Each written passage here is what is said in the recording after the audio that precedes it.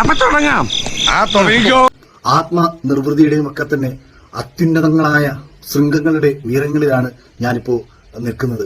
നിങ്ങളെന്ത് പ്രാന്തായി പറയുന്നത്? എനിക്കൊന്നും മനസ്സിലാവുന്നില്ല. മനസ്സിലായില്ല എന്നാ ഇപ്പൊ കേട്ടോളൂ. കാര്യം ഞാൻ രാവിലെ എണീറ്റ സമയത്ത് എനിക്ക് 1-2 യൂട്യൂബ് ലിങ്കുകൾ എന്റെ സുഹൃത്തുക്കൾ അയച്ചു തന്നു. എന്നിട്ട് അളിയൻ കേട്ടിരുന്നോ? സീക്രട്ട് ഏജന്റ് അളിയനെ കുറിച്ച് പറഞ്ഞിരിക്കുന്നു. ഓഹോ, ഇതാണോ കാര്യം? ഇവിടെ വെടിമരുന്ന് ശാലയ്ക്ക് തീ പിടിച്ച പോലെ കാര്യങ്ങളുടെ കിടപ്പ്. അറിയാവുന്ന ആരെ കൊണ്ടെങ്കിലും താൻ രക്ഷ എഴുതി കെട്ടിച്ചോ. തനിക്കാണ്ട് വലിയ കുഴപ്പം തുടങ്ങുക. ആൽഫ്രഡ് ഹിച്ച്കോക്കിനെയും അല്ലെങ്കിൽ നമ്മുടെ ഡെൻസിൽ വാഷിംഗ്ടനെയും ഒക്കെ പോലെയുള്ള വലിയ പ്രഗത്ഭന്മാരായ നടന്മാർ അഭിനയിച്ചു കഴിയുമ്പോൾ അത്തരം കാര്യങ്ങളെ കുറിച്ചൊക്കെ വിലയിരുത്തുന്ന ഒരു വലിയ മനുഷ്യനാണ് ഇദ്ദേഹം. അത്ര വലിയ ബന്ധങ്ങളിലേക്ക് പോണോ ശിവൻകുട്ടി? റേഷൻ കട മറന്ന് മണ്ണെന്ന് വാങ്ങണോ? ഞാനത് കേട്ട സമയത്ത് അദ്ദേഹത്തിന്റെ ശബ്ദം കേട്ട മാത്രയിൽ തന്നെ അന്തരീക്ഷത്തിന്റെ സ്വഭാവം പെട്ടെന്ന് മാറുകയാണ് ഉണ്ടായത്. നിനക്കൊരെല്ലു കൂടുതലാ. അതെയാ? ഇത്രയും ക്രൂരത കാണിക്കരുത്.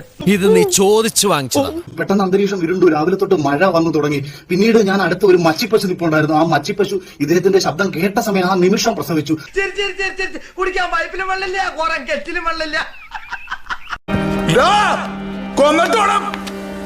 അപ്പൊ ശരി, പറയുന്നത് കേക്കണ്ടേ? എന്നാ പറ. തൊട്ടപ്പുറത്തെ വീട്ടിൽ തളർവാദം പിടിപെട്ട് കിടന്ന ഒരു അമ്മാവൻ, പാരലിസിസ് വന്നിട്ട് തളർവാദം പിടിപെട്ട് കിടന്നിരുന്ന ഒരു അമ്മാവൻ, അദ്ദേഹം ഇറങ്ങി ഓടി 2 റൗണ്ട് ഓടി.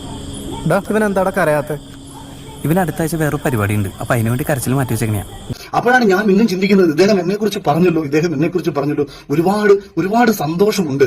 ഇന്ന് ആരെയാടോ കണി കണ്ടത്? തന്നെയാണല്ലേ? ആയിരിക്കില്ല. രാവിലെ എഴുന്നേറ്റ ഉടനെ താൻ കണ്ണാടി നോക്കി കാണും. ജനിച്ചു വന്ന ഒരു പ്രത്യേക ബീജത്താൽ സൃഷ്ടിക്കപ്പെട്ട ലോകത്ത് ഇങ്ങനൊരു ബീജം ഇനി ഒരു കാലത്തും ഉണ്ടാവില്ല എന്ന് അവമാനിച്ച് തൃപ്തിയായെങ്കിൽ നിർത്തിക്കൂടെ നിനക്ക്? ഒരു പ്രാർത്ഥനയോടുകൂടി അങ്ങേക്ക് എല്ലാ രീതിയിലുമുള്ള പ്രാർത്ഥനകളും ഐശ്വര്യങ്ങളും ജീവിതത്തിൽ ഉണ്ടാവട്ടെ. നീ എന്നെ ഉപദേശിക്കാൻ വേണ്ട, എനിക്ക് ഇഷ്ടമല്ല. ഞാൻ പറഞ്ഞത് തെറ്റ്. ഒരു സന്തോഷ വാർത്തയുണ്ട്. ഈ സംവാദത്തിൽ ചേട്ടൻ ജയിച്ചിരിക്കുന്നു. പോയിട്ട് അടുത്ത ശനിയാഴ്ച വരാം.